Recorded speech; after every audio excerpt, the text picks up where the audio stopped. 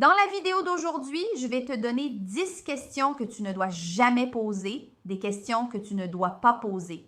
Même avec des personnes avec qui tu es très proche, cela peut même faire en sorte que les gens ne t'aiment plus.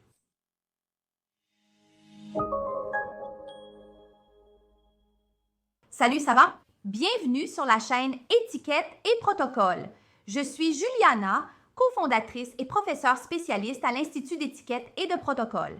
Aujourd'hui, j'ai sélectionné 10 questions pour cette vidéo. Ce sont des questions que vous ne devez pas poser aux personnes que vous venez de rencontrer, ni à celles que vous connaissez déjà. Parce que ce sont des questions désagréables qui peuvent même faire en sorte que les gens arrêtent de vous apprécier.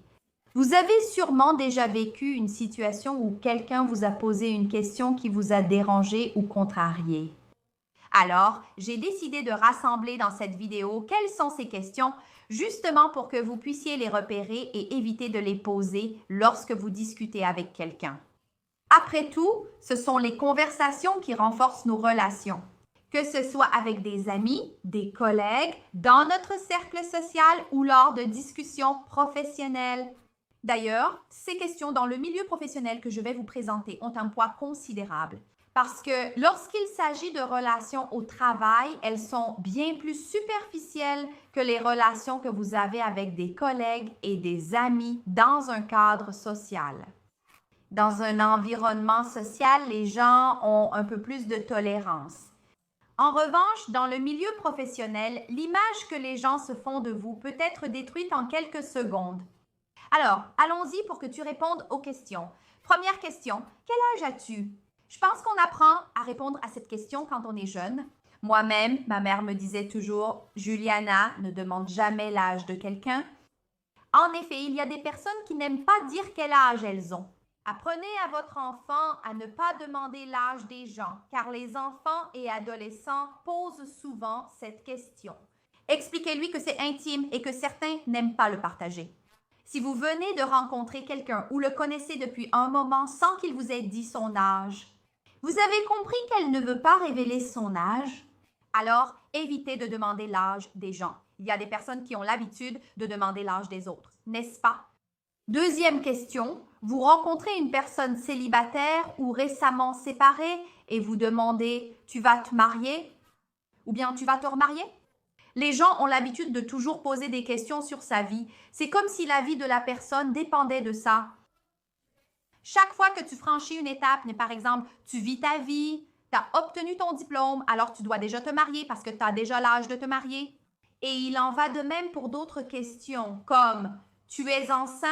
Tu vas avoir un enfant? » Ces questions sont comme ça, toutes les questions qui sont très liées à la particularité de la personne, à son individualité, à des choses de son intimité, tu ne dois pas les poser. Surtout si tu rencontres un couple qui est marié depuis longtemps et tu continues à leur demander s'ils vont avoir des enfants, s'ils veulent avoir des enfants ou même s'ils peuvent avoir des enfants. L'autre jour même, je parlais de ce sujet sur Instagram. Si tu ne me suis pas sur Instagram, c'est @étiquette et protocole. Et donc, j'ai reçu le témoignage d'une personne à qui on demandait tellement pourquoi elle n'avait pas d'enfant qu'elle a dû en arriver au point de dire qu'elle était infertile. Imagine qu'on te pose tellement de questions sur un sujet qui te fait autant de mal au point que tu doives en parler à un inconnu. Parce que cette personne n'était pas quelqu'un de proche et tu dois lui dire que tu es infertile. Parfois, il y a quelque chose qui te fait souffrir, quelque chose qui ne te rend pas heureuse, quelque chose qui te fait te sentir mal tous les jours. Et là, tu dois exposer tout ça devant des gens avec qui tu n'as pas d'intimité. Alors, fais très attention aux questions que tu poses. Un autre point aussi, c'est que tu ne dois pas demander le poids de la personne. Surtout aujourd'hui, où l'on vit dans un univers qui nous pousse tellement à rentrer dans des standards, à vouloir avoir un certain poids, à vouloir avoir un certain type de corps, que tu veuilles prendre du poids ou que tu veuilles en perdre. Se faire demander quel est ton poids, c'est vraiment quelque chose qui ressemble à quand on te demande ton âge, tu vois? Donc, si la personne ne parle pas de ces choses-là, fais attention, il ne faut pas poser la question.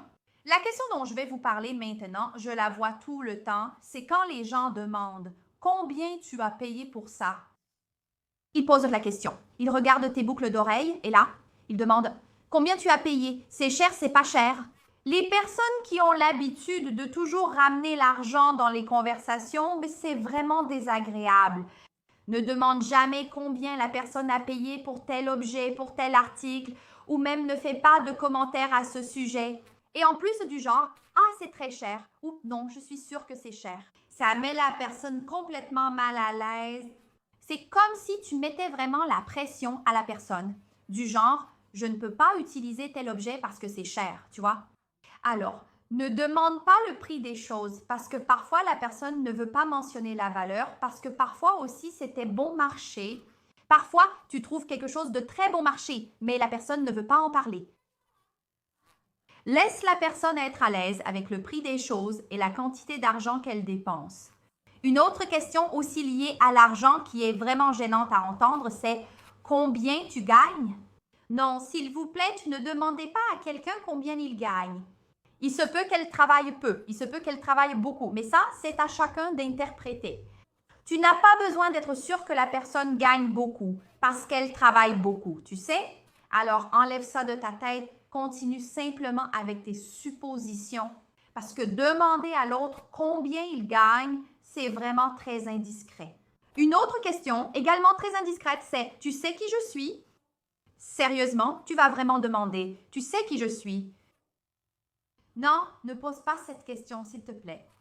Quand tu parles avec quelqu'un ou que tu débats d'un sujet avec quelqu'un à qui tu veux montrer que tu es supérieur, tu n'as pas besoin de ça, n'est-ce pas? Employer ce genre de phrase et poser ce type de questions, c'est nul. Une autre question aussi, c'est quand tu demandes à quelqu'un « Oh là là, c'est vraiment bien ». N'interroge pas quelqu'un sur l'authenticité de son produit. Parfois, tu vois un sac et demandes « Il est vrai? » Non. Si la personne porte un article de marque et que tu penses qu'il est contrefait, c'est pareil. Continue avec tes propres conclusions. Tu n'as pas besoin de demander pour valider tes doutes intérieurs parce qu'en réalité, tu ne devrais même pas te poser cette question. Mais si tu es curieuse, il est important de garder cette curiosité pour toi. Donc, ne demande jamais à quelqu'un si c'est un bijou, si c'est vrai, si c'est original. Non. Une autre question aussi qui est extrêmement indiscrète, délicate, c'est la question « Pour qui as-tu voté ?» Dans un monde où l'on voit qu'il existe deux camps politiques très forts, demander pour qui la personne a voté peut la mettre complètement mal à l'aise et il se peut qu'elle sache que tu as voté pour un autre candidat. Et le fait qu'elle doive te révéler qu'elle a voté pour le rival peut l'obliger à montrer un côté d'elle qu'elle ne veut pas exposer. Et vous pouvez finir par créer des inimitiés simplement à cause de quelque chose d'aussi intime. Le vote n'étant pas secret, il n'est pas utile de demander le choix de la personne. Et poser trop de questions, vouloir trop connaître l'intimité des gens, c'est vraiment quelque chose de très délicat. Il est donc important de bien communiquer et d'éviter les mauvaises habitudes lors des conversations. Cela peut faire de vous une personne très charismatique, une personne beaucoup plus agréable, une personne beaucoup plus appréciée, n'est-ce pas? Vous serez perçu différemment selon votre environnement.